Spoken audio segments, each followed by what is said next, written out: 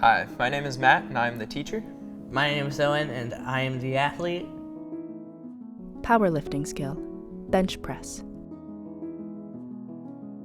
Today we're going to be going over the powerlifting movement of the bench press.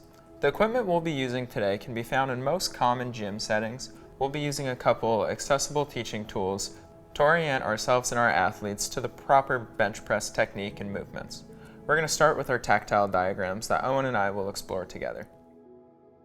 Use a tactile diagram to demonstrate the movement. So, Owen outlined we have an individual performing a bench press. So we'll be able to explore it with our fingers and we'll be able to feel that our athlete is laying down flat on the bench and his knees are bent at 90 degrees, so his feet are firmly planted on the ground. His arms are reaching up in front of him, in front of his chest, reaching up to the bar, so his arms are nice and straight. As that bar is nice and straight in his hands right above his chest, his elbows start to bend and that bar moves down towards his chest, and right when it touches his chest, he extends his arms and his elbows to straighten out his arms to complete the bench press. Use an artist's figurine with the athlete to demonstrate the movement. So here's our artist figurine, and we're gonna bend him backwards at his knees so we can simulate him laying down. So now we have our figurine laying down, and his arms reaching above him in front of his chest so he can go and grab the bar to start that motion.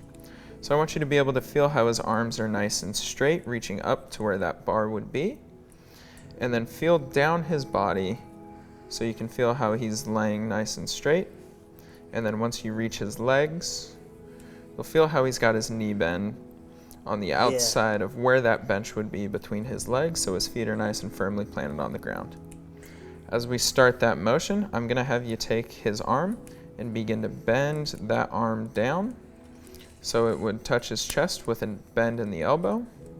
So like that bar would touch his chest, and then we'll extend the arms back up together so they're nice and straight in front of his chest. And that's the motion of the bench press. Does that make sense? Yes. Awesome. Use tactile modeling to demonstrate the movement. So as I lay down in the bench press, Owen, I'm gonna feel for the thin tape markers on our PVC pipe, and that's where I'm gonna put my pinky fingers. I'm gonna have a nice strong wrist with my knuckles pointing straight up to the sky, and it's gonna feel like that barbell is positioned right over our eyes or eyebrows. Okay. So I want you to take your hands and feel how my hands are positioned on the bar. So you feel how my knuckles are pointed straight up towards the sky. And then I'm gonna have you move your hands down my wrist. So you feel how they're nice and strong. They're not bent backwards or forwards. They're directly under the bar, nice and strong. So keep moving your hands down towards my elbows. You'll feel how my elbows don't go way outside here. They stay inside. They're kind of tight to my body. As soon as I touch my chest, extend those elbows back up nice and tall. Making sure the tops of my knuckles are at the ceiling the whole time. Practice the lift with no weight. Owen, I'm gonna have you feel for that thin piece of tape we've used as our marker for our hands. You've got your arms nice and bent to start with. I like how your feet are nice and flat on the floor. You've got a good bend in your legs, and you're nice and flat on the bench. I can see and feel how your shoulders are tucked behind you. So you're nice and flat and you've got a good core engaged. So now let's go ahead and we'll extend our elbows up.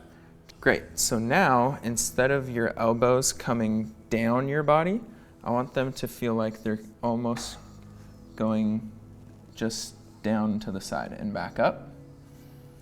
So we'll practice that one more time. Did you feel how the bar hit you almost in the neck on that one, or tapped you in the neck?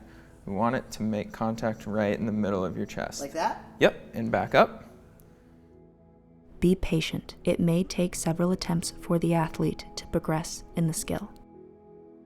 So now we'll start that motion with our weight. So we'll bring those elbows down, nice bend in the middle of the chest, and press back up.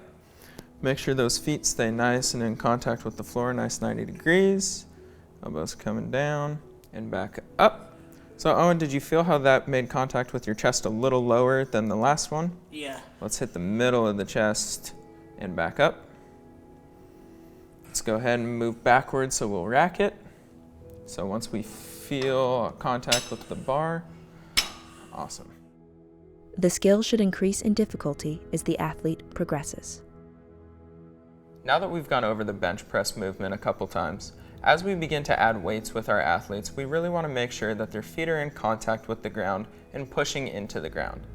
For our athletes that might be a little shorter and their feet don't quite reach the ground, you can put blocks underneath to make sure that we've got those contact points on the ground to have our athletes be able to push into the ground as well. And that was the movement of powerlifting and the bench press. Through good communication and adaptive teaching, powerlifting can be accessible for all athletes. For more, visit the Sports Adaptations page at www.nwaba.org. Thank you for watching. Slide of NWABA logo.